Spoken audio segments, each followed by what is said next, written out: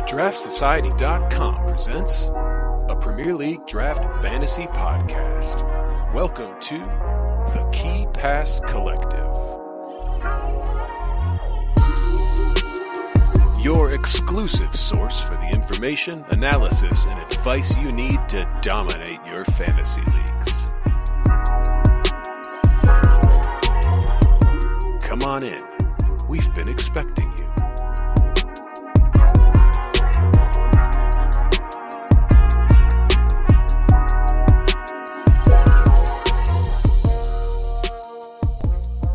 What up, draft heads? How's everyone doing? Welcome back to the Key Pass Collective. My name is Joe Williams. I'll be your host for this particular episode. Welcome back in. We are, of course, for anybody who's listening for the first time, we are, of course, a draft fantasy football podcast focusing on the Premier League game. And we are the audio companion to the Draft Society website. So check out the Draft Society for everything you could possibly need regarding the draft game. What is the Draft Society? Everything you need. Like I said, consensus ranks, waiver wire articles, Sleepers 11 weekly article, draft statistics that are incredibly in-depth. Those are all completely free. And if you're willing to support an independent fantasy football website, we, of course, have a lot more stuff. That includes rest of season player rankings, points projections every single week, sortable consensus rankings, some of which will be coming over the next international break, which that's pretty cool. So keep an eye out for those. Sortable consensus ranks by a bunch of members of the Draft Society.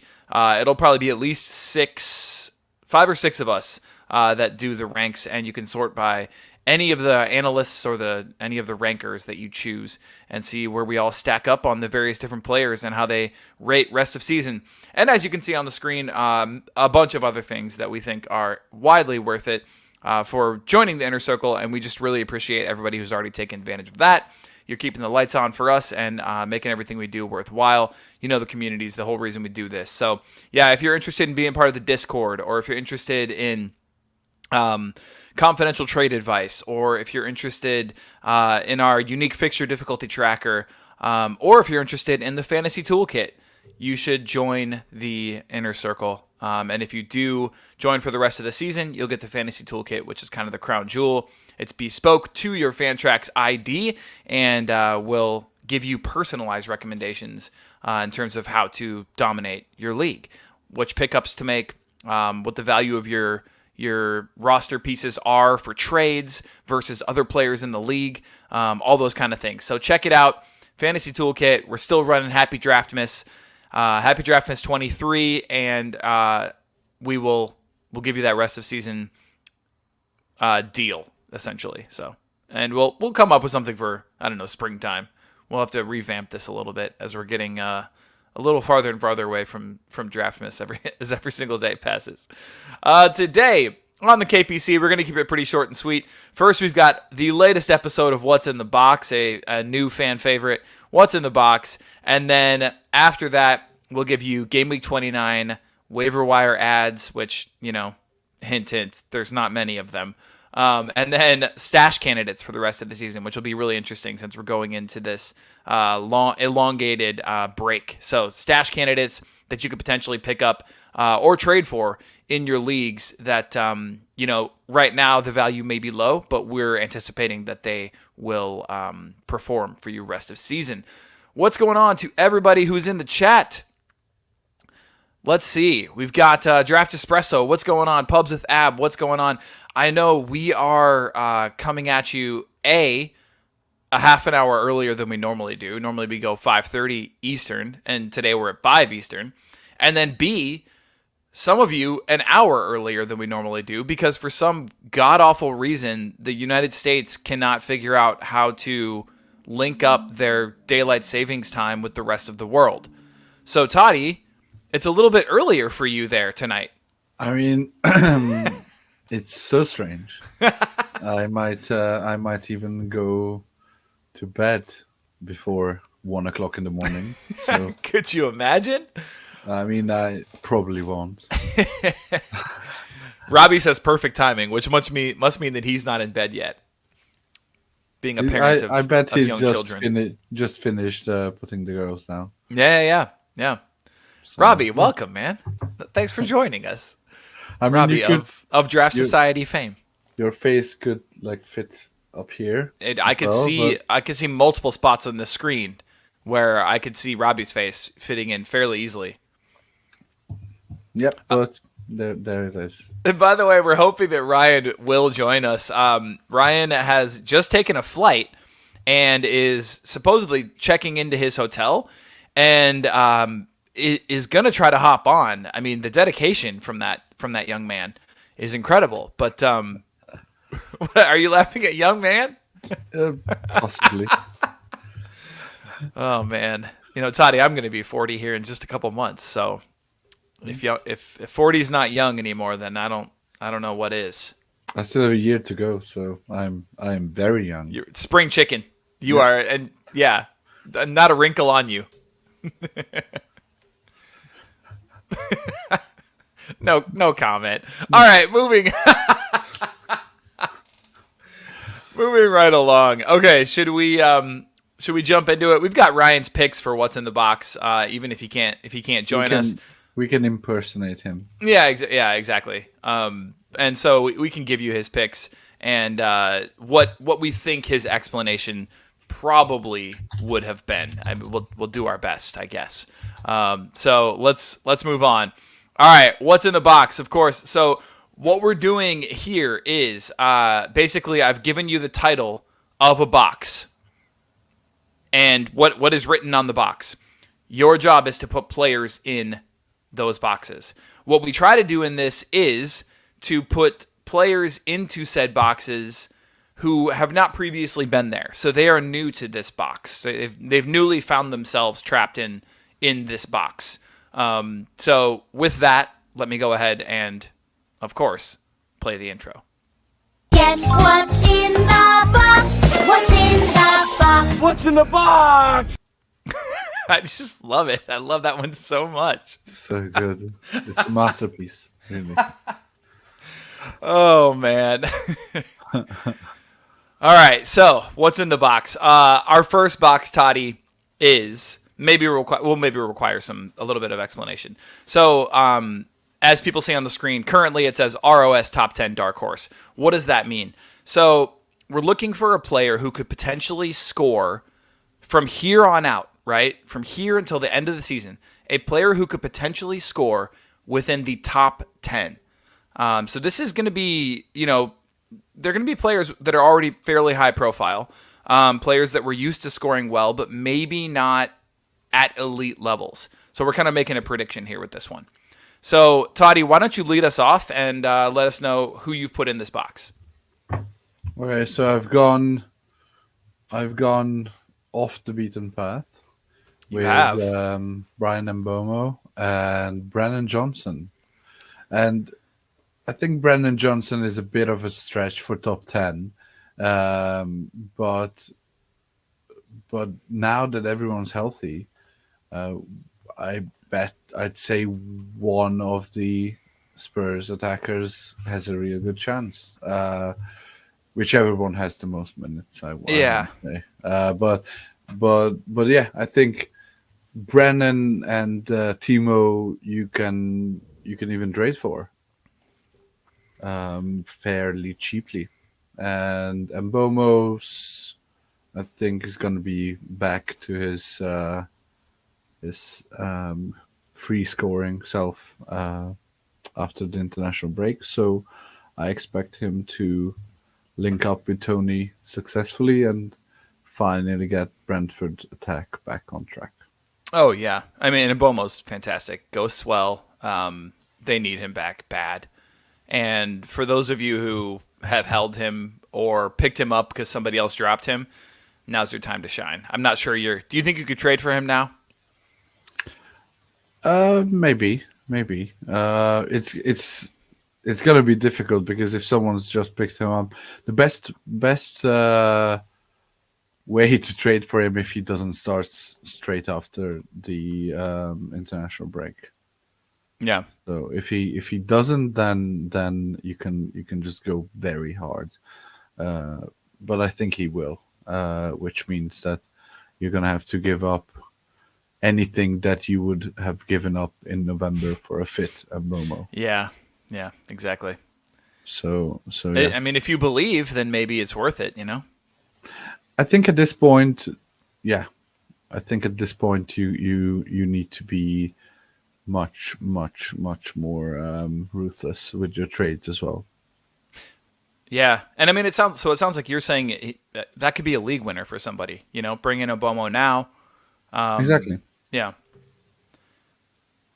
Oh God, Luton just gave up a fourth. Unbelievable. Yeah, we are just dating this podcast hard, but yeah, it's okay. Unbelievable. Wow. Semenyo on a cool 36 points for the double game week. Yeah, that is amazing. Okay. Well, anyway. All right. So, I have. So go ahead. I have Alejandro Garnacho. As much as I absolutely despise to have him on this slide, let alone to be the one who wrote his name, I just cannot stand the man. But his numbers have been insane. Since Boxing Day, Toddy, I love to use Boxing Day. That's the gold standard. Gold standard. Since Boxing Day, where does he rank in terms of all players scoring? 5? 4. Nice. Yeah. And he's ahead of his colleague, Bruno Fernandes. Yeah. I'm not going to spoil a box that you've made for us a few slides down, but yeah, I think I'll mention Bruno Fernandes. Yeah, in that one as well. But I like the pronunciation. It's good. Yeah, dude, that guy, he just irks me. Oh, Joe does. But, trust me. But I played against him this week. So he's one of those guys who I don't want to oversell him. I wanted to say he's like Nicolas Anelka, who you would have liked to hit. Yeah. You know the kind of guy. Yeah. Somehow the talent is so like vast that it shines through the thickness. I think he's gonna be. Yeah, he's gonna be good. If he's like, I would love to see him have. I want to say have a manager who just like is a proper disciplinarian, not like the fraud that is ETH.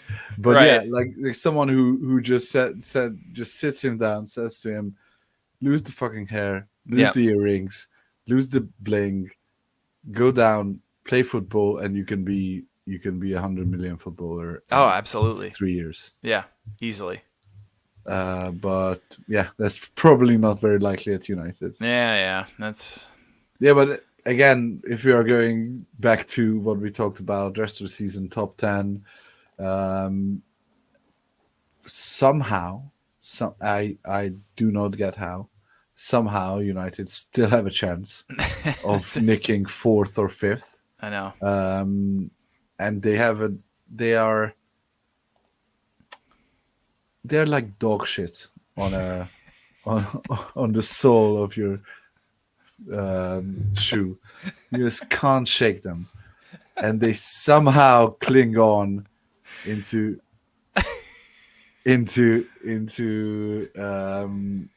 just getting results when they need to, getting just being close to the fire, so that when someone misses a beat, then they can be there. So I wouldn't put it past them if to put together a decent set of results, and Garnacho will be front and center. Yeah, that's fair.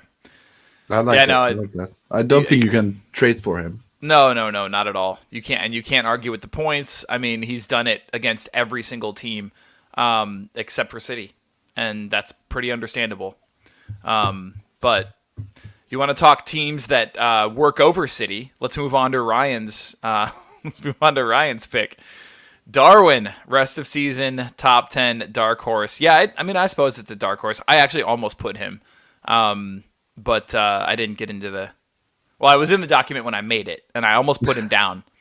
And then I delayed, and then Ryan put him, and I thought it was actually kind of more fateful because Ryan loves him some Darwin. I can see this, Toddy. I can see this pretty easily, to be honest. Yeah, very much so. Very much so.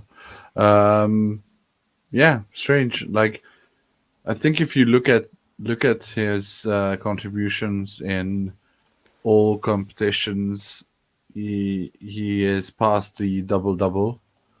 So he has double-digit goals and double-digit assists. He has 10 goals in the Premier League, 7 assists, which is not ideal for a starting centre forward on one of the top teams. But I think he is slowly shaking the monocle of not being able to finish or not being the real deal. And I think if he reaches like 15, 18 goals, 15 maybe more realistic than 18,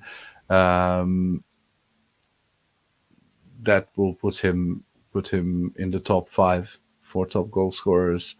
And then he can kick on. Draft Espresso says in chat, Darwin no longer a donkey, now upgraded to dark horse. Yeah, absolutely, dark horse.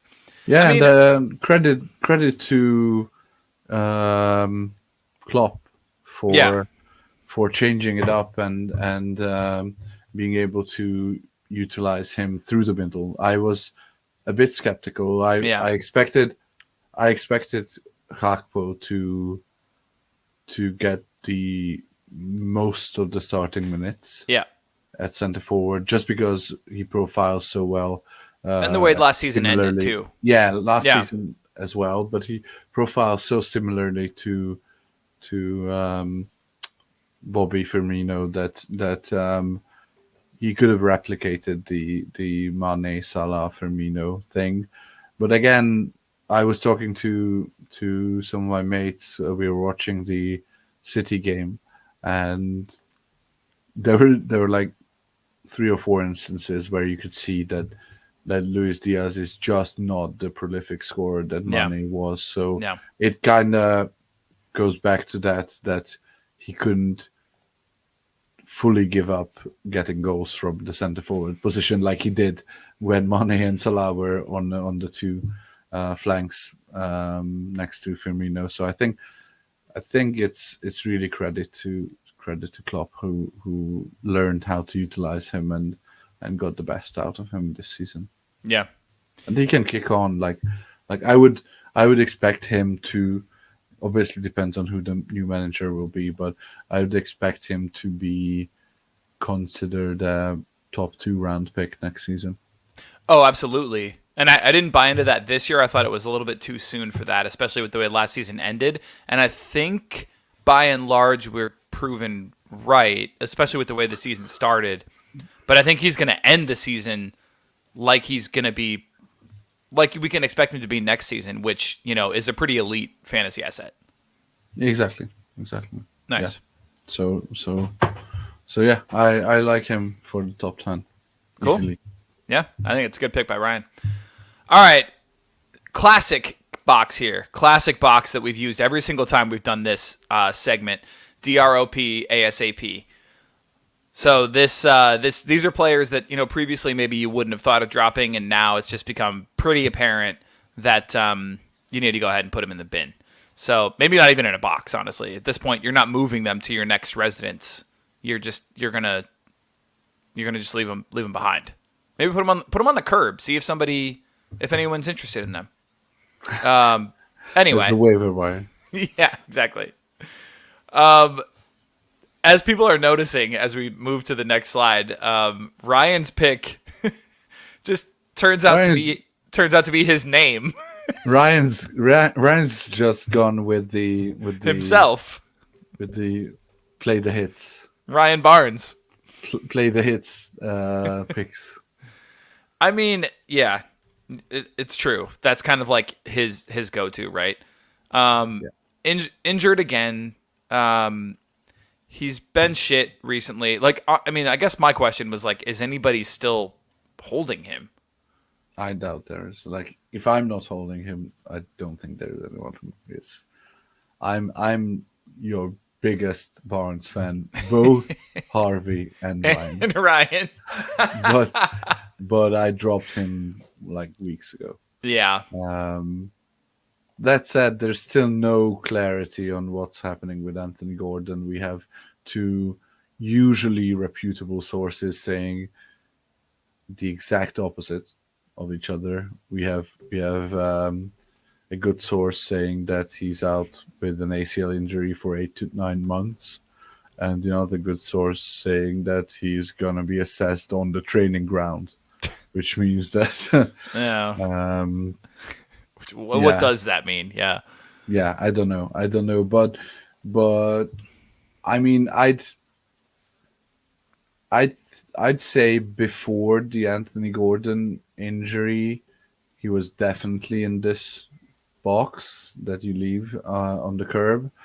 But now I would be hard pressed to, if I had him, which nobody does, but if you actually had him, I'd be hard pressed to say I'd drop him at the upcoming waivers just because Newcastle, like, you're gonna, if he's is in fact back after the international break, which Howe said he would be, and Gordon is out for 8 to 9 months, then he has like 7 to 9 starting games coming up. So I wouldn't drop him if I had him now, but yeah, I would try to trade him out. Honestly, Newcastle are not the high-flying superpower attack that they used to be. Yeah, agreed.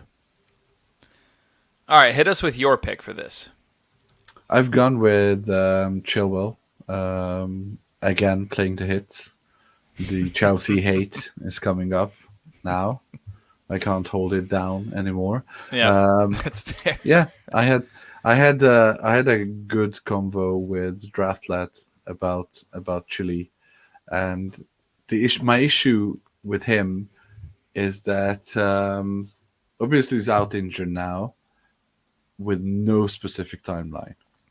So we don't know if it's back after the international break or out for the season. We know nothing at this point.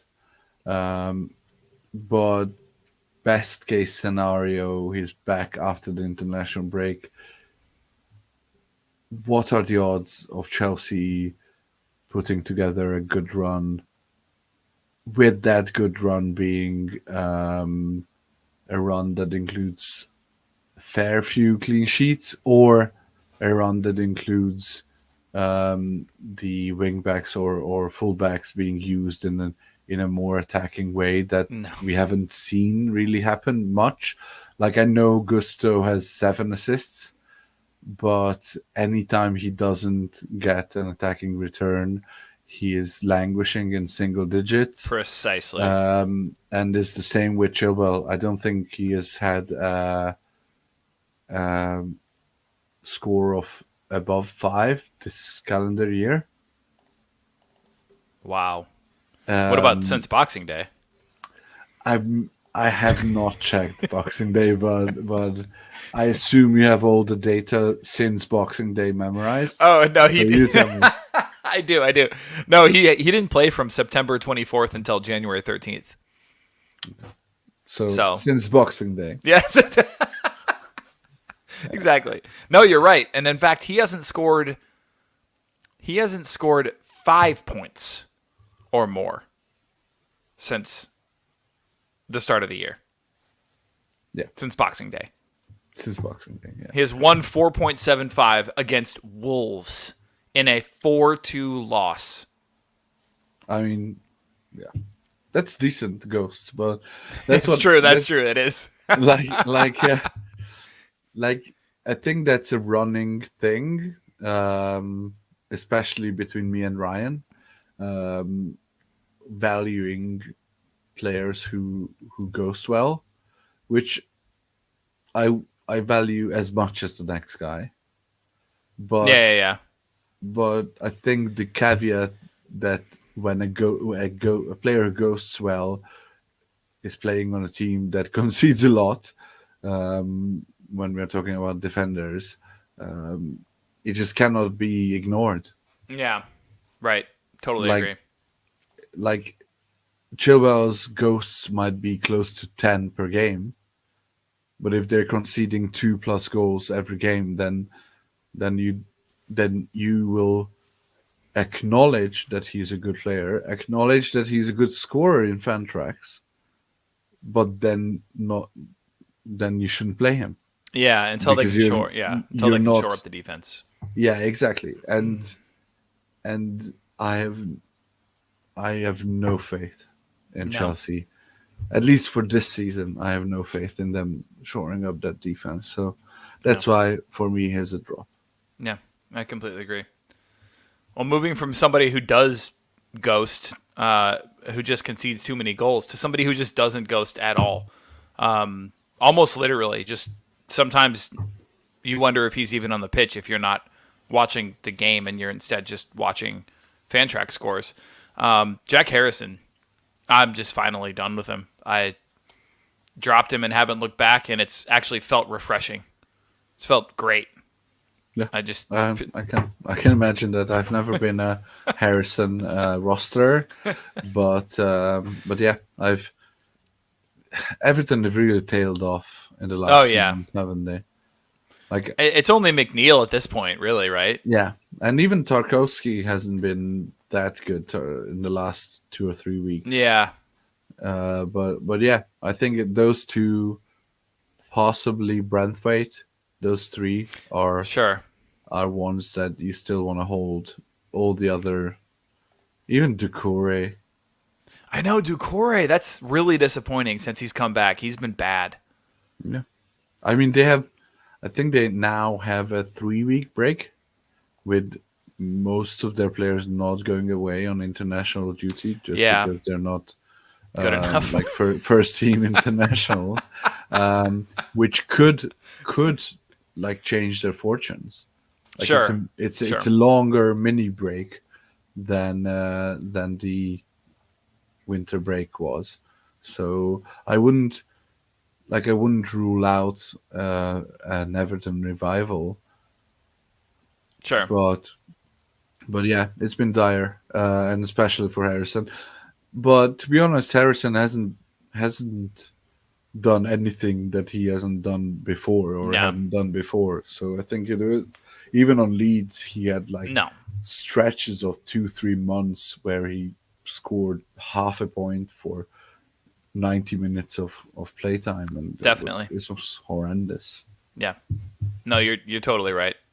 And for a while, you'd felt like he turned a corner and things were going to be different, and they're just not. So you're hoping for a goal or an assist, and I mean at this point, he's a streamer and kind of a low level one because there's no base, there's no floor, like exactly at all. Yeah. You want to pick him up if you're punting on a game that you are very much an underdog in. Yeah, like that checks out. Fantasy matchup. I mean, and one that you're not going to be helped by Coley Woodrow 5-pointer or I don't know, Tanith Chong. Yeah, not this week. Pointer. Not this week, obviously. Yeah. But yeah. So if you need upside and not going to win with a 7-pointer, but rather need a 27-pointer, then obviously he's more likely to get those than any of his defensive midfielder brethren. Sure. But the most likely thing is he gets 0 and gets subbed at halftime or after 60 minutes. Yep, absolutely. Yeah, I mean, just looking back, 1.5 the last 2 weeks, 3.5 to 5. And then you have to go all the way back to Tottenham on 3rd February to when he had a goal and scored, get this, he had a goal and scored 13.5. The Neil Mopai special. Exactly. Exactly. Yeah, Draft Espresso, Joe and I, fellow Harrison long sufferers. I said amen, and he said, why did we keep the faith? Why, oh, why? Yeah, well, we're done. We can move on. Let's turn that page. Let's turn that shameful page in our history. All right, let's turn the slide as well to the next box. What a segue. Perfect. Nope, don't even have to call it out because everyone heard it and they thought how incredible it was. Moving on. Sell high. This has also been one of the consistent boxes that we've had for the entire duration of this segment. So this box, we're going to play some players in the sell high box who ideally haven't been in here before. So I think I want to say we can start with mine because I think mine are pretty obvious. I know we talked with... There's a very distinct Arsenal feel to this. There are quite a few Arsenal players on this current slide. That is correct. So Ryan's not here to back them up, so I think we can just shit all over them if we want to. No, but I mean, we talked with Ryan last week about Kivior, and, you know, there's uncertainty there, to say the least. And, you know, Zinchenko coming back in, he was all over socials this week. I took that kind of as the fact that they still have faith in the man, and I just think this is going to be a mess. This is going to be a minefield, and this to me, it's like Connor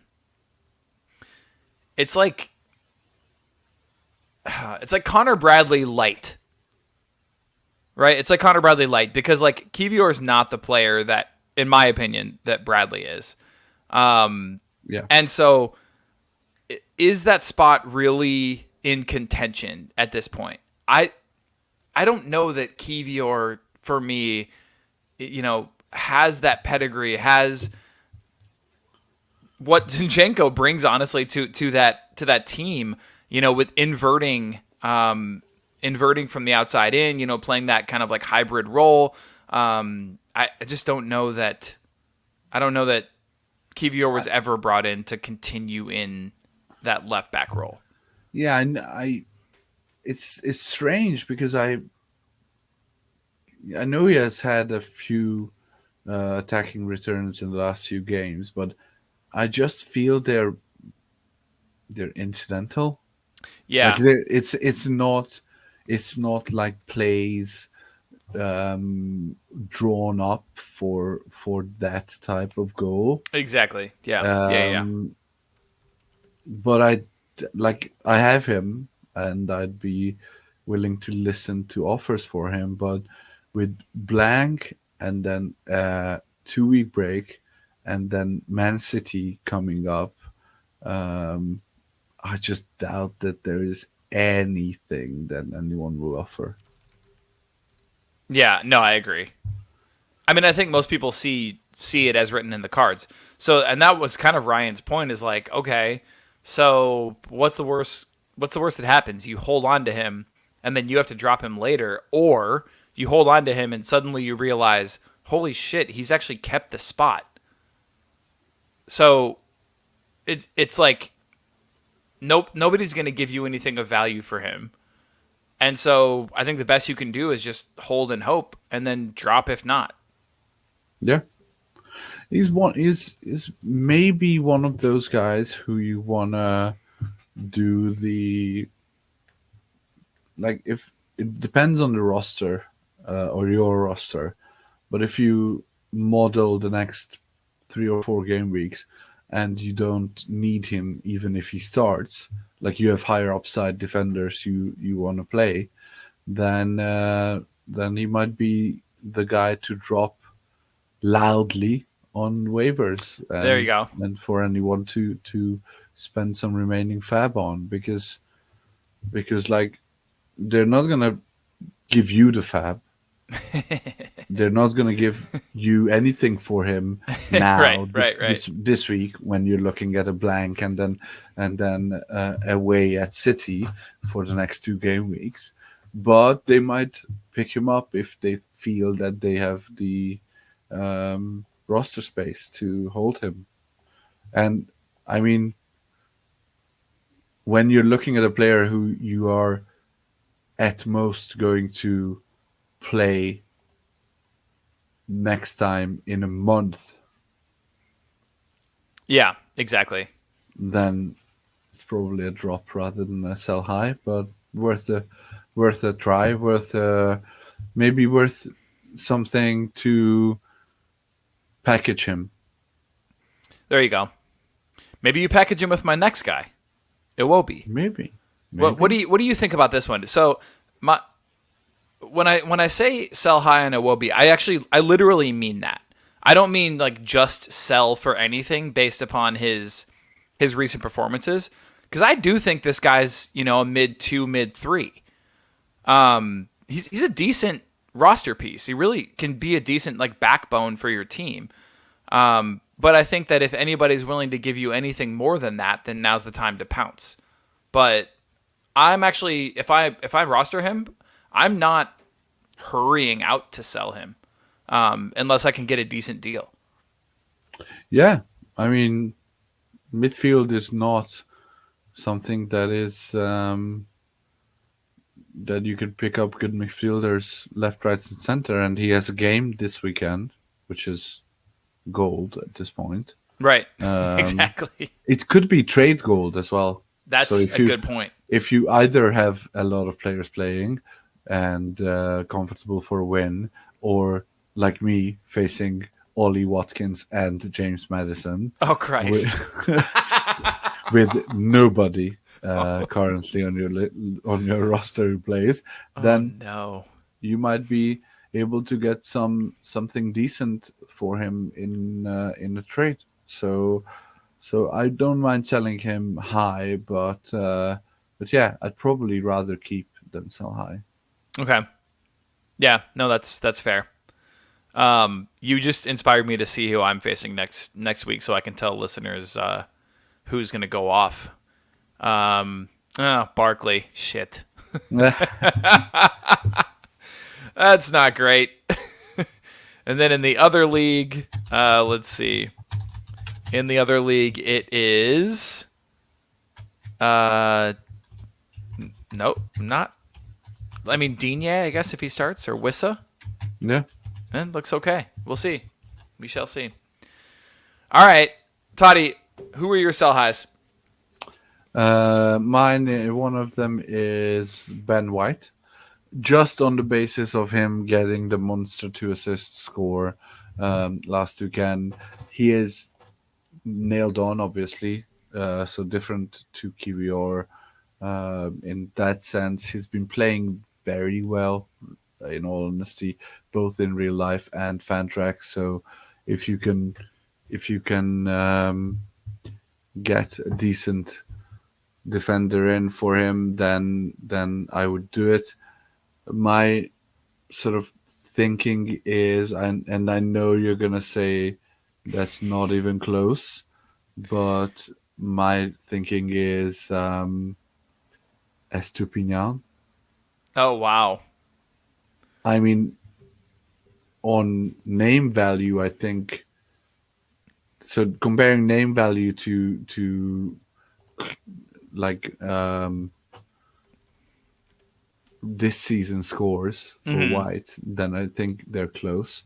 The question is, and I hope, and I have a lot of hope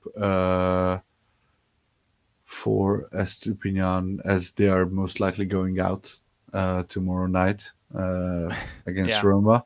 And I think they'll put together a decent run in, even with the very few players that they have left, so that they might be able to reach some sort of European competition. So they have some continuity from the amazing result from last season. So I think I was toying with the idea of putting Estupinian in the dark horse box, but probably not top 10 rest of the season. but definitely one to keep an eye on. The fixtures are think. brutal. Fixtures are brutal, yeah. They're at Anfield. They're away at Brentford. They have Arsenal at home. And then they're at Burnley. They have Chelsea. They're at Bournemouth. Villa at home. They're at Newcastle. And then they end the season with United. Yeah. It's not ideal. I mean, Chelsea and United difficult fixtures? I mean, at that point, United might be playing for something, so they could be. Yeah, that's fair. Yeah, we'll see. I don't know. Yeah, I mean, actually, that's a tough one. So, okay, let's see what Arsenal. Real quick. Let's just see what Arsenal have. They're away at City. They have Luton at home. They're at Brighton. They have Villa at home. They're at Wolves. They're at Tottenham. They have Bournemouth at home. They're away at United, and then they end the season with Everton at home. So that's slightly better. Slightly. Yeah. And probably just because there are Arsenal and Brighton are Brighton. Yeah. Right. But other than that, those Luton and Bournemouth games are not going to be easy. Oh, totally. Yeah. So the ones that you kind of think that are going to be easy might not be that easy. So yeah, I think that's a decent value comparison. I like it. But yeah, I like it. I mean, I'm not gonna say anything bad about White because he's been lights out, and I mean, I think I made a bet that the second best right back for United will outscore Ben White. Okay.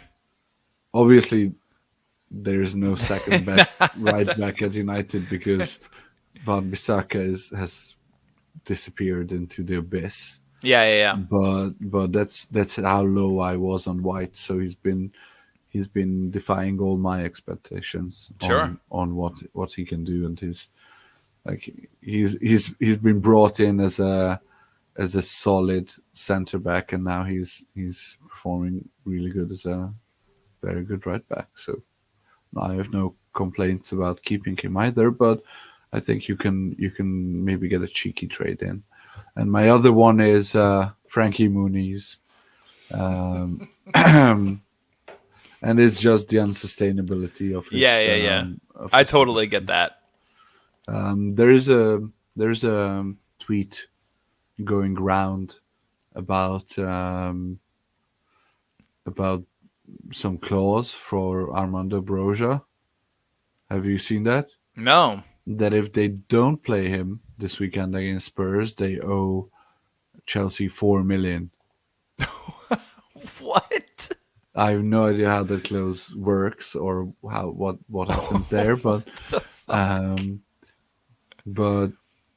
the irony is that Chelsea sent Broja out to Fulham to prove that he's a 50 million striker, and the tweet says that it ended up proving that Muniz is a 50 million striker. Yeah, absolutely. And I mean, talk about a true number 9 in the traditional sense, right? He looks great. He looks fantastic. Yeah. And when I say that, what I honestly mean is like he looks like a role player. You know, exactly. but a good one. Exactly. Yeah. Okay. No, I'm down with that. I get that. And Ryan's candidate for sell high is the top scoring player over the last month. So if you sort by the last 30 days on Fantrax, you will find Kai Havertz at the top of that list with 85.5 points, 1 point ahead of one Phil Foden, who has made all the headlines this last month. Kai Havertz, of course, not so much. Yeah, I hate to admit this one, but it all comes back to Jesus and his injury, which is already too hard for me to talk about. Yeah. I mean, Ryan was sure that Jesus is gonna go start against Porto yesterday, Yeah. and then he ended up coming on quite late as well, and he didn't do much. Like he was a menace, but he wasn't sharp. And yeah, it's an issue. It really is, and we'll get to our next box where I have Jesus. But yeah, I mean, again, I think it's similar to Muniz.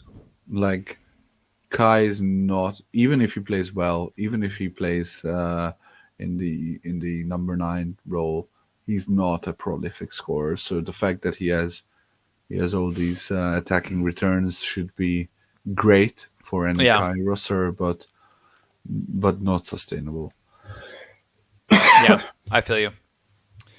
All right, and I think Ryan would agree with all of that, which he said he might join here in a minute, but we'll see. We'll see if he can make it. But regardless, yeah, here, Pubs with Ab says, Havertz's top score over the last month means nothing. All measurements should only ever be from Boxing Day. I completely agree. That's beautiful. Oh, man. Yeah, and then, because, of course, I've got all those memorized, so I would prefer if we measured things that way. All right, the last one's just a little bit of fun, because obviously this doesn't mean jack shit right now, but it will in the course of a couple months, and it's never too early to start thinking about draft day. So, biggest 24-25 draft stock hit, meaning which players come draft day next year will see the biggest hit to their draft day value. We'll see the biggest hit to draft day or to their value compared to either what they were this year or what we expected them to be this year. So potentially Ryan might join, so we'll leave him we'll leave his till last. We were just discussing Arsenal, so do we want to continue in that vein? Yeah, let's go. Go for it. Yeah, so mostly I was the last one in the dock, so Ryan's, I almost wrote this one, but then I didn't want to sound disgruntled. Yeah, Ryan's and your picks I would have ahead of Jesus. Yeah. But the fact that he cannot shake this knee injury, Yeah. and the coupled with the fact that by all accounts Arsenal's main transfer business will be getting in a striker. Yeah. Those two coupled will mean that I'd be very, very, very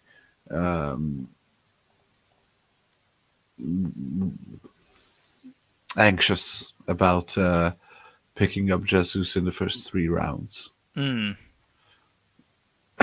doesn't mean that I don't think that he will be a decent fantasy asset, Right. for his eventual draft value. But if that's first or second round, then I think people will be disappointed. Then again, if they don't get in a striker, they are adamant that he's over the injuries and whatever, then I'm okay to kind of believe it, but I'd rather it be someone else's problem. Oh, 100%. Yeah. This. Yeah, I still think he'll be decent, and this is the way to go. Like at the end of the day, if Arsenal get in a bona fide starting number 9, then they will have a decent 5 up front. Like they will have Saka, Jesus, this mystery number 9, Trossard, Martinelli, and then Odegaard and Kai behind them. That's close to a team that can consistently fight for honors in May, both in the Premier League and in the Champions League. So, which they are doing even without bona fide number 9, but they're gonna be stretched thin this season. Yeah. So yeah. As much as I think Jesus will still be explosive and a good scorer next season. I think his stock is taking a big hit with this niggling injury. Yeah. No, that's a good point. Okay. Well, mine I think is probably the low hanging fruit. To be honest, even though Ryan was in the dock. Our friend Brian was in the dock before I was, and I was amazed he didn't take this. Maybe just because it's such a chalk pick, but Jack Grealish, obviously, man. I mean, your guess is as good as mine at this point. I just don't know how anybody's going to trust him again, which could make for a great draft day value. You know, like it's like how far will this thing go down the road before he turns into a value? But I'm not going to be the one who touches him on draft day. Yeah, I mean, isn't this always the case? Isn't this the classic Pep absolutely draft swing? We've seen it with Mahrez being picked in the round 8. We've seen it with Silva being picked around there, round 8, round 10, and then becoming top 20 asset. And that's after Silva had a shit year the year before. Yeah, exactly. Completely switched roles, and yeah, exactly. Yeah, so I'd be like, obviously Grealish is not going to be a round 1 or 2 pick next season. So therefore, I think his place in this box is nailed on. But again, he'll be there for that 8-9 game stretch where he gets 20 each game, and you want him for that. A lot will depend on how City approach the transfer window, because if I think all the negative comments from Pep were supposed to light a fire under his buttocks, then that clearly hasn't, and it clearly hasn't. So I think there will be a decision, which we will see the results of come August. And if he's on the City roster and he is starting in preseason games and there is good vibes, then I think he will be featured, and his draft stock will take a huge hit, but he will have the potential to be one of the biggest steals of the 24-25 draft. Other than that, he might not be on the City roster come August. Oh man. Oh yeah, that's saying something. I mean, he just seems like a dickhead. A proper one too. Yeah, and the reason I have a question mark. So my next pick is Olise / Eze question mark. The reason for this is a potential move. So as I was thinking through, where I would take certain players next year, these two, are at the top of my list. I just love watching them play. Fantasy wise, they're incredible. They ghost out of their minds. But if either one of them are bought up by, let's say, City, which it looks like potentially one of them will be, I think that's an immediate hit to their value. I don't know how it could be. I don't know how it could go any other way. Mateus Nunes is not a good comparison, but Mateus Nunes is a good comparison to look at, just in terms of, look what happens to players when they go and they become part of the City system. We've seen this with countless players at this point. I think look how long it took Foden to break in. Go ahead. Yeah, I think first season Mahrez is the best comparison. Yeah. Which was shit. I mean, first season Grealish. Yeah, exactly. And then now we're back there again. So it's just, yeah. No, so that's the reason. Cycle. Yeah. That's the reason. I mean, I'm very interested in these two players until either one of them signs for City. Are you though? So definitely. Are we talking first 2 rounds? Well, this leads us into Ryan's pick, right? And Ryan's pick for the biggest 24-25 draft stock hit is injury-prone players, which I completely agree with that. Which will be these two. Olise and Eze. No, totally. And I think Olise worse than Eze, right? Yeah. Definitely. Yeah. So then maybe again, there's no Roy Hodgson there to overwork them and play them when they clearly shouldn't be played. Yeah. So Olise takes a round hit, maybe, because of his injuries. Yeah. So, okay, you get him in the third round. You're happy with that, aren't you? I mean, are you happy with that this season? Because that's where you had to take him this season as well. True. And you're not happy with that. No, you're not. So that's my issue. Isn't he in the Reece James category, or aren't they both? Is he there yet? Is Olise there yet? I don't know that he's Reece James yet. I think with Reece James, So I think with Olise, there's a with Eze as well. There's a mitigating factor of incompetent coaching. Sure. That maybe it's something that you want to cling on to keep believing in them, rather than actual real life potential fantasy advice driving factor. Yeah. But yeah, they have to be close to Reece James levels. But then again, people will be picking up Reece James in round 3 or 4. He went round 3 in all of my drafts. No, never. He's a never again for me. Yeah, same for me. Yeah, he's a never again. Did you see that there was I think it was just a tweet, not a proper article or something, explaining that maybe when he comes back, he should be focusing on playing right centre back rather than right back. Oh no, the casuals. Yeah. The casuals are gonna feast on this, Toddy. Yeah.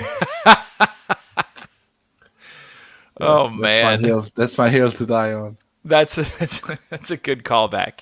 That's a blast from the past right there. Yeah. Yeah, man. My question to you is, what are the chances that one of these two goes round 1?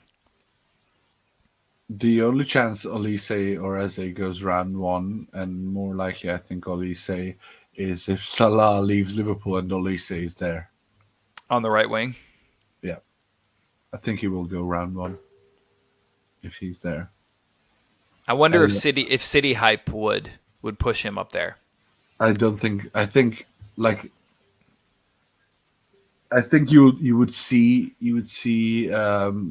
home leagues where he would be taken round 1 or 2. Yeah. If he goes to City, but he wouldn't be close to round 1, not even probably round 2 in our pre-draft consensus ranks if he goes to City.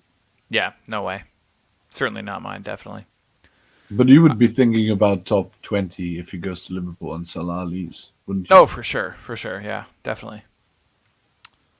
Until he gets injured. Speaking of injuries, Ryan also has included Brighton players in his 24-25 draft stock hit, and I could not agree more. Yeah, I think you can include Newcastle players as well. I think Brighton and Newcastle are of a similar situation. Both did a little Icarus thing last season. Nice. Flew too close to the sun. Had their day there, and then are falling down hard this season. Yeah, I think the draft stock hit is not a question on any of these players. I'd be targeting both Brighton and Newcastle players in the mid rounds, a la Pedro Neto this season. Yeah, totally. Because the quality is there if everyone's downgrading them just based on a down year that we probably should have expected more than we actually did, then you should be the one pouncing. Carell asked an interesting question in chat. Who takes the place of those players on draft day? I mean, you're not going to want to hear this. It's going to be players like Garnacho. Yeah, it's going to be Cole Palmer. It's going to be Garnacho. It's going to be Christian Nkunku. It's going to be a lot of an insufferable amount of Chelsea players, I would say. It's going to be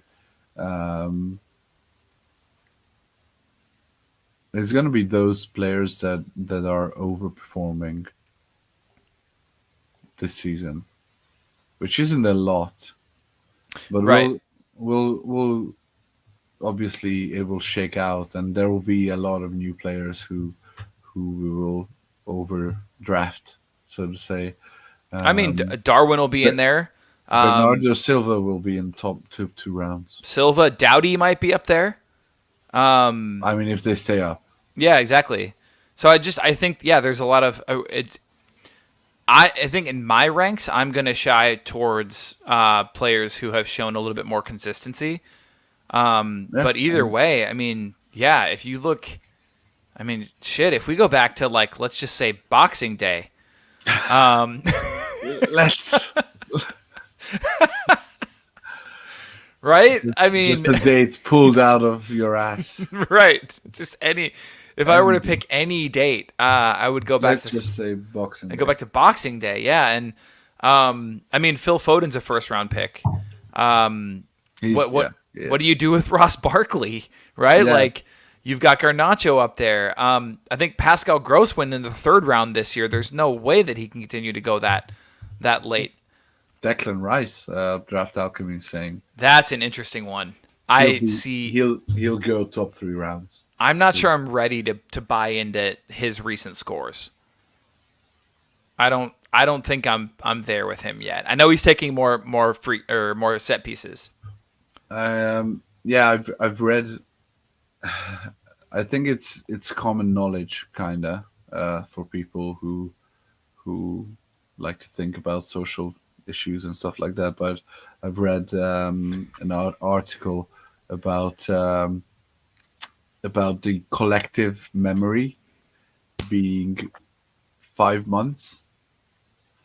So essentially, anyone who does well in the next 2 months will be rounding out the top 2 rounds of next season's drafts.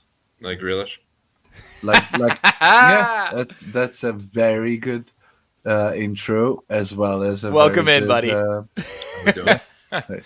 So actually, we were just talking about Declan Rice. And so the conversation was, okay, we were talking about your Brighton players that you have on this slide, and how they'll be a lot of them will be falling out of those early round picks. And Carl asked us who takes the place of those players, and we basically mentioned players like if Luton stay up, you have Doughty, you have potentially Barkley, you've got players like Garnacho, you've got your Cole Palmers of the world, Darwin's going to scoot up in there, and then Draft Alchemy mentioned Rice, and I didn't know how I felt about that. Not top 10, but he'll be early rounds. Yeah, he'll be a round 4 kind of guy. Round 4, round 5. I mean, if he keeps set pieces and he keeps this roaming role, then he's only got the one-sided corners. It helps. It certainly helps, especially with the set piece prowess of Arsenal. But I think people will start to game the system, and I can't see our set pieces continuing at this rate. And he only has that one left-sided corner, but yeah, he'll definitely be a nice mid 3 to have next year for sure.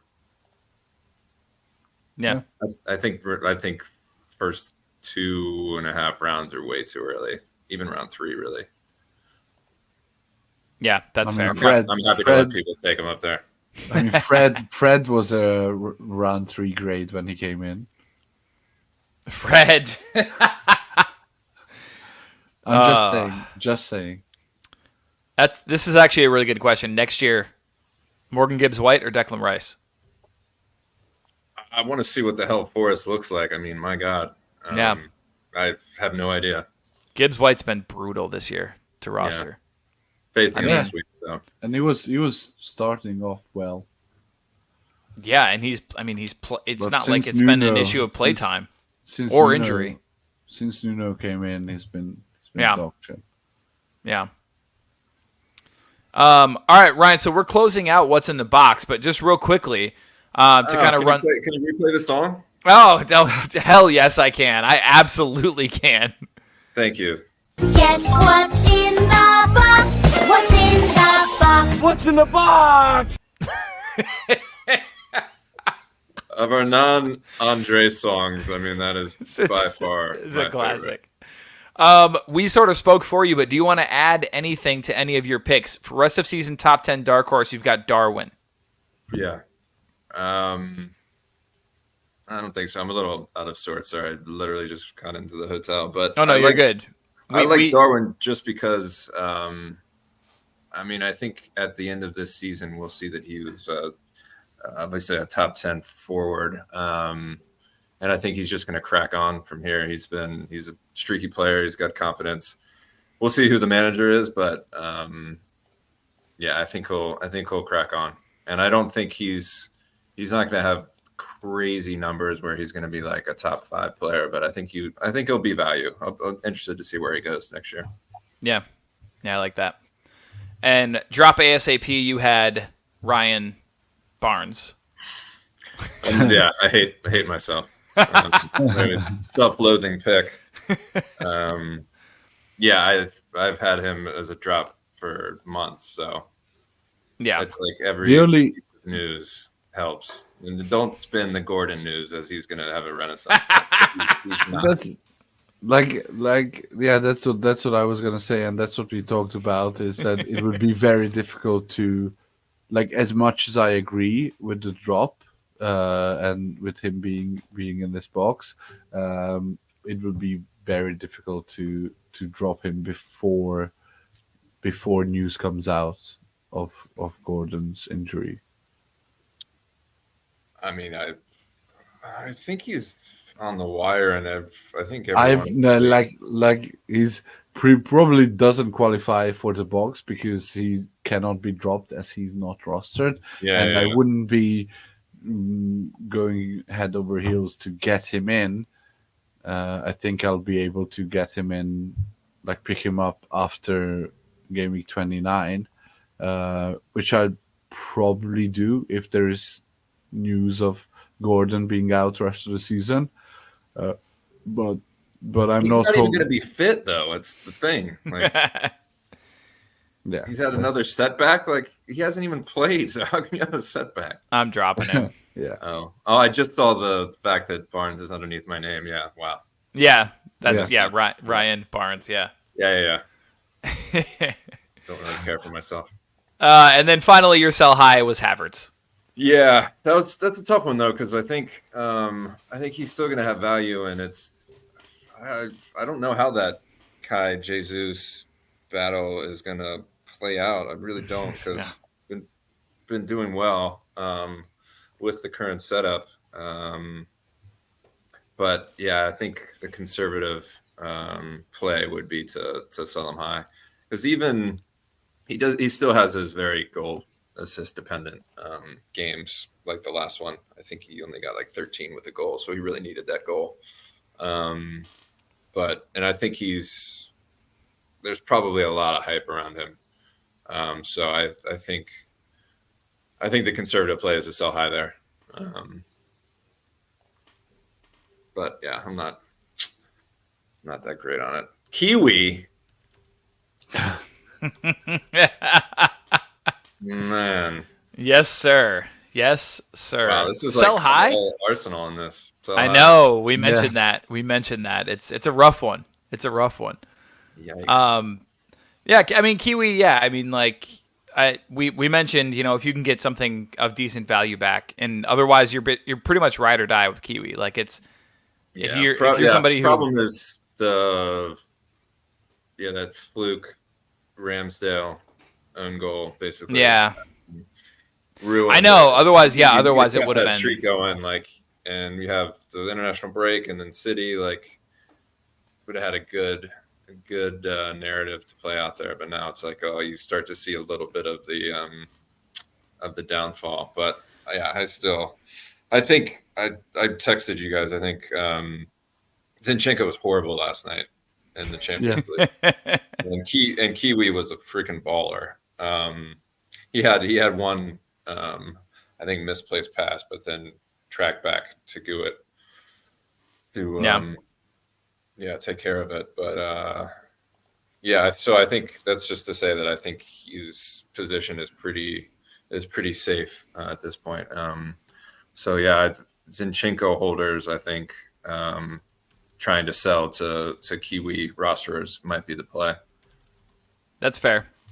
Yeah, my issue was, and kind of still is, that with Kiwi you're looking at a blank, and then 2 weeks off, and then City.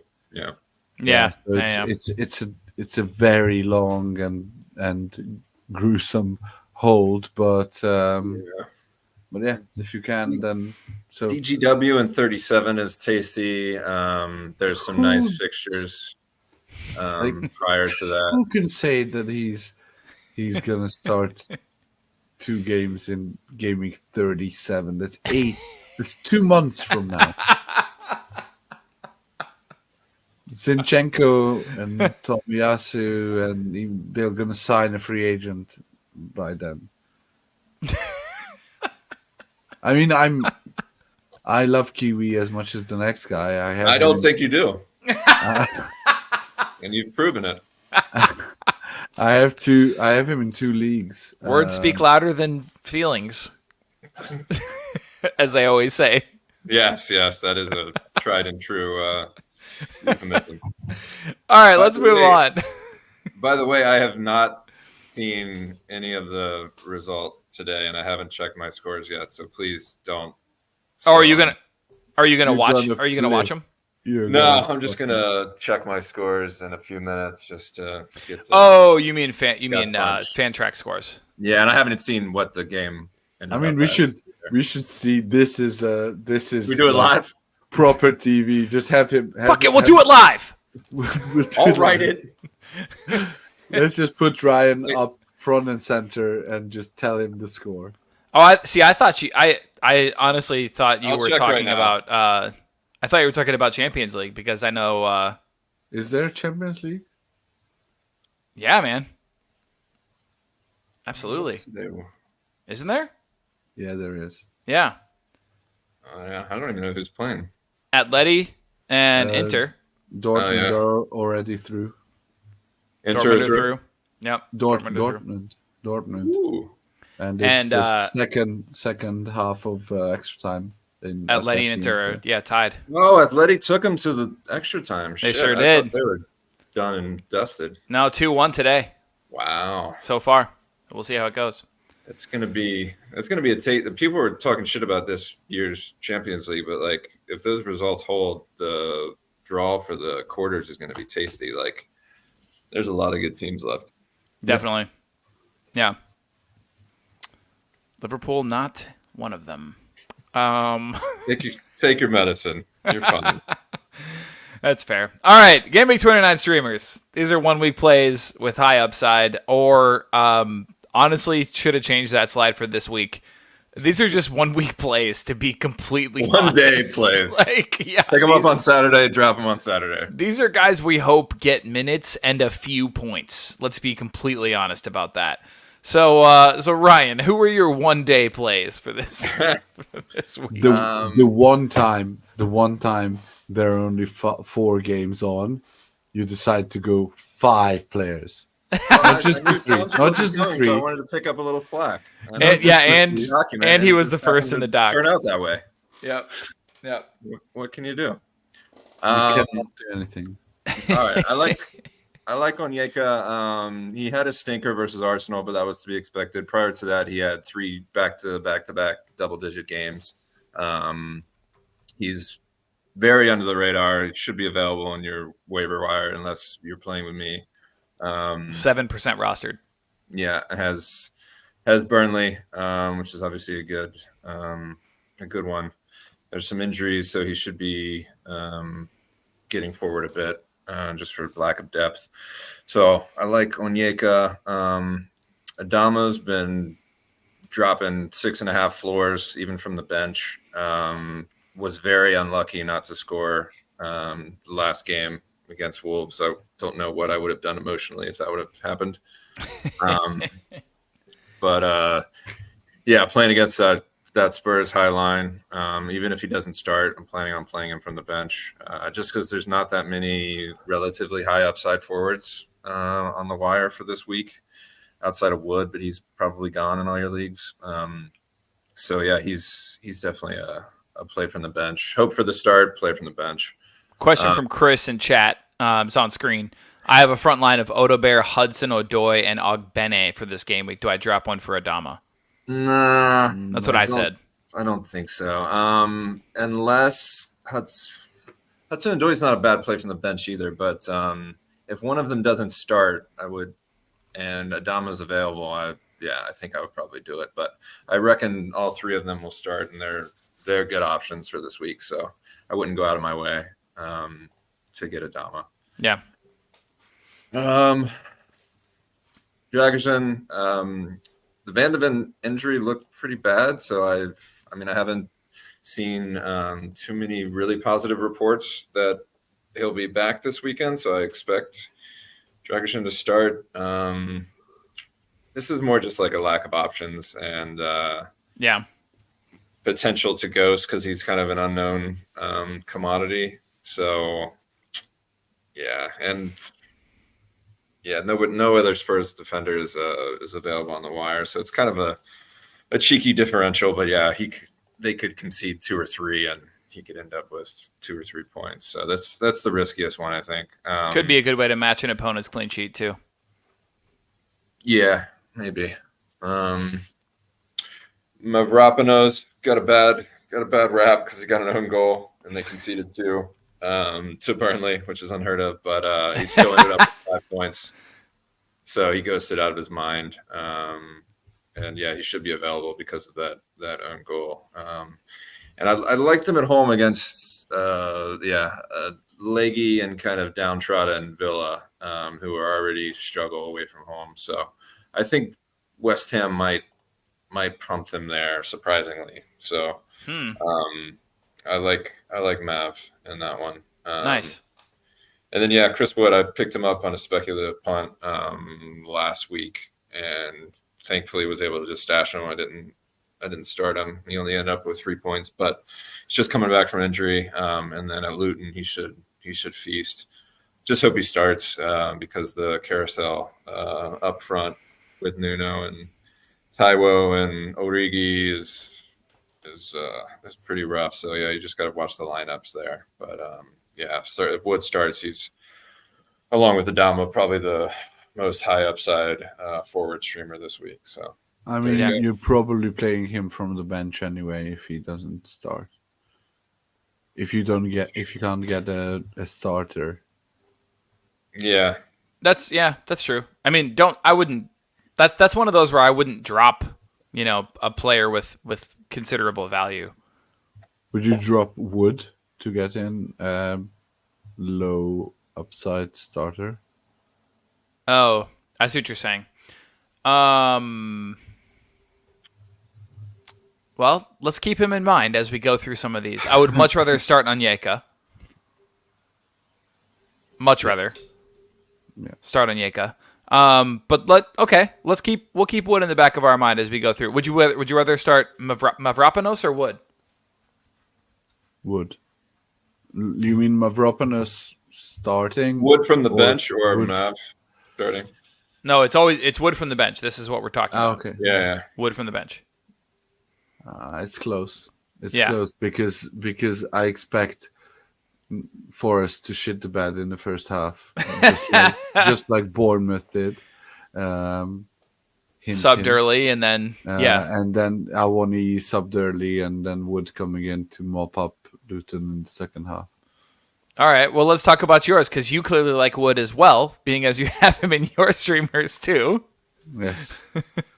And this is not the last time we hear Wood's name. Yes, and I have Fofana, who's the only decent player on Burnley, and then Mopai on the speculative punt that he starts, probably doesn't. Sorry, I'm just looking at my scores. And he's less of a play than Wood from the bench. But if he does start, then if you're picking up potential starters, then Mopai has high upside versus Burnley. Yeah. I would take Wood from the bench over Mopai from the bench. Definitely. I would take a Mopai start over Wood from the bench. Agreed. And Fofana over both of those. Agreed. Okay, nice. How about mine? So I have Boley at Luton if he starts. Now I'm a little bit nervous about starting a defender at Luton, given their current, if you want to call it, form. Yeah, I'm not that jazzed about Boley against Luton, honestly. Especially as Forest are shit. Yeah. So you'd rather start Wood from the bench over Boley? Close. Okay, that's fair. Keane Lewis-Potter had a rough week last week, but I think that this one could be better. So if he starts, I'd trot him out. Wood from the bench over him from the bench, though, for sure. Assignon versus Brentford. My boy. Your boy. Lawrence. He's Thought about that. He's been decent. I mean, this last week was terrible against West Ham, 1.5. That was conceding 2, but previously 5.25 and 4, conceding 2 and 3. So he does have it in his locker to ghost, and so I think that's all you're looking for this week is somebody with any sort of floor whatsoever, which is why I've also included Nico. I like Nico. Yeah, I like even though Nico you said much better than Boley. That's fair. I guess I was hoping Boley would return to his previous. I mean, that would be ways. a big stretch for him to start and then hope he returns to peak Wolves Boley. Well, okay, sure, but hold on. It's Luton, so we know their game, and what you're hoping for. They're not game to roll over and not score against you. No, but I'm hoping that Boley gets like 17 aerials. That's fair. That is very likely. That's my thought. Anyway, all right. So Draft Lad came in and updated the document. Actually, no, never mind. I did this for him. And he updated document after I updated this document for him. So I have his picks, which are not currently on the screen. Nice. So I know whatever. It's fine. Roll with it. Okay, Draft Lads, Gameweek29 punts. So these are punts, of course. These are if they start, they have an outside chance of starting, guys he likes, just in case. So it's guys we've talked about actually already. The ones I have on the screen, Diaby, Brun Larson, how does anyone say that? Iregbanam? Probably that's very, very good. Iregbanam for Villa? Anyway. And then Toffolo. These are all guys I was looking at in terms of potential starts and the guys that he has picked to start in terms of the projections. The ones that don't normally start, but then might get a run out this game week. So that's why I included these guys. But he updated the slide in the in the one that's not on screen, and he likes. Surprise, surprise. Adama versus Tottenham. He likes Boley versus Luton. He likes Wood versus Luton. He likes Rodgers versus West Ham, and he likes Lewis-Potter and/or Mape against Burnley. So more of the same.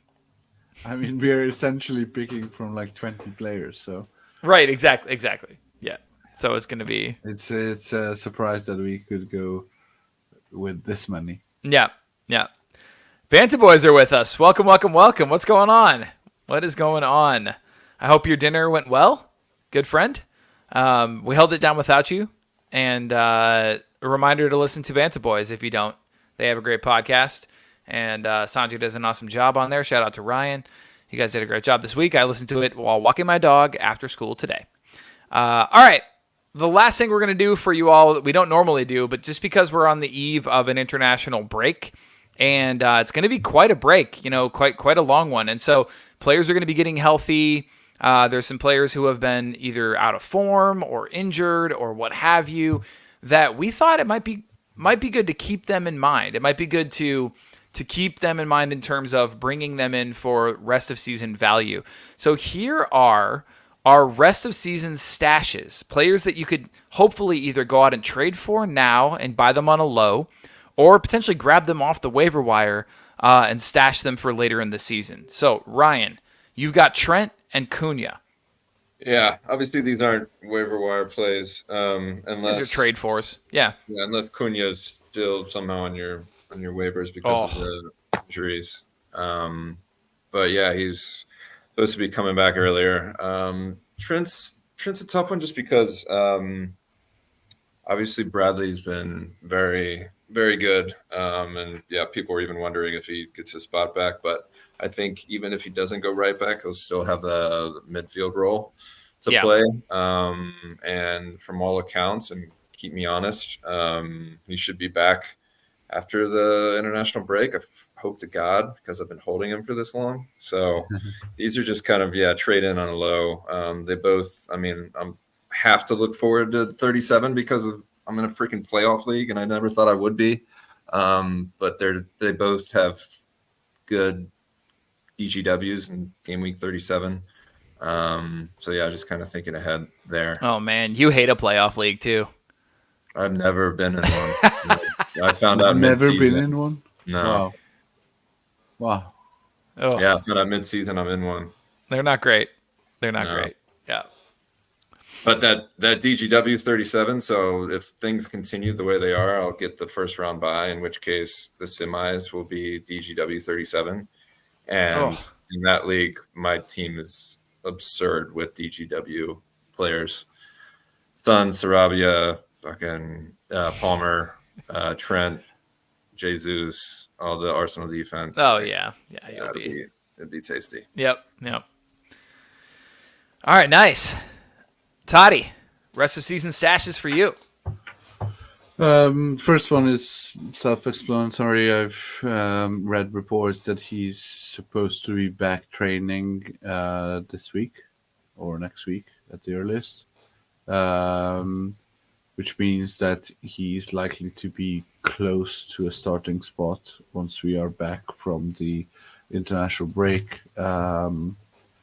And hopefully Glasner knows how to treat players like this, and he can keep healthy rest of the season. It's likely that he's on some of the waiver wires around. Yeah. And the second one is more of a punt rather than a stash, is Mikhailo Mudryk. He looked decent when he came on and scored a goal against Newcastle on Monday, and it's just a high upside punt on maybe him starting. And Chelsea actually have one of the best schedules rest of the season. So why not?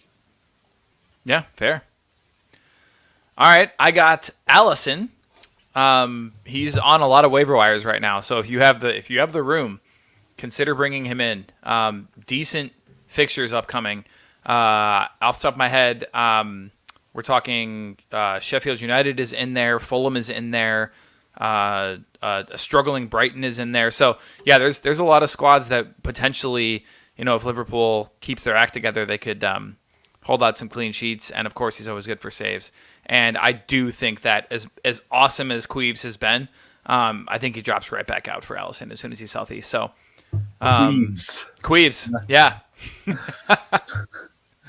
Yep. I'd challenge you to write that down. I don't know, man. I go based on what the cool kids call him on the podcast I listen to. So, Queeves it is. Queeves it is. Anyway, also, this is maybe one that I think you can find in a lot of leagues at this point, has been injured slightly over the last couple of weeks. He's due back after international break. And when you look at Elijah Adebayo's scores over the last, 2 months, they're pretty impressive. I mean, he's a solid forward 3, if not a forward 2, in terms of the numbers he's been putting up. And to get him for free off of the wire, I think, is one to consider over the course of the break. So that might be one to think about for folks. All right. That'll do it. Toddy, we said it was going to be a short one. We did our usual hour and a half. Glad it wasn't. That's what we stalled as long as we could. Yeah. As long as we could. Yeah. We talked the hell out of those what's in the boxes. Yeah, sorry about that. No, you're fine. You're fine. So are you in sunny Texas? Yeah. Somewhere. Yeah. Shooting down below? What's that? No, he's in Austin. There's no shooting there. There's no shooting in Austin? No. Where the libs are. It's hippies. Yeah. Oh, okay. Or more hipsters, right? Not hippies, sorry. It's packed. The South by Southwest is still going on. So, the streets shit. are freaking packed. What's that? South by Southwest is like a massive music festival. Oh, It's cool. also become like a kind of entrepreneurial tech. Yeah, that's conference weird. as well. I don't like that. Yeah. Let music be music. Yeah. Yeah. There's just a ton of people out. So, yeah. Fair enough. I decided just to join y'all. All right, man. Well, I have a message out to. We're still recording, by the way, just so you guys are aware. I have a message, Ryan. I have a message out to the London Bridge Pub to see if they're going to be open for the Wolves match on Saturday morning. I've not received anything back yet. Wolves isn't playing. Yeah. Don't they play the FA Cup against Coventry? Oh shit! No, Yeah. sorry. Yes, The sir. FA Cup is It's not simultaneous. Premier League. We don't care. No, we care. Ryan and I are about to watch the Become shit everything out I of hate. this. I'm sorry. Yes. Good man. We Good are for about you. to watch Yeah, the that's- shit out of this FA Cup match. Wolves versus Coventry. that's We're a doing West, this. Yeah, West Midlands derby. Love that. Yeah, man. Wow. So if anybody's around in the Raleigh area, if London Bridge isn't open, come over to my house. Let's do this. Little Your Draftapalooza. address is... DM me on Twitter. My friend who's my good friend who's a Spurs fan, unfortunately, he said him and his friend might come meet Nice. us at the bridge. So, but for the Hell later yeah. games. Beautiful. My wife took the cake out of the oven that I baked. I missed that. Very nice. Very nice. All right, let's close her down. Good luck this game week, everybody. Good luck this game week. Thanks for listening this far. If you made it, community, we love you. You're the reason we do this. If anyone's in the Raleigh area, hit us up. Let us know. Get together with us this Saturday. Otherwise, yeah, everybody, best of luck out there. You guys are the best. Talk to everyone soon. Cheers. Bye.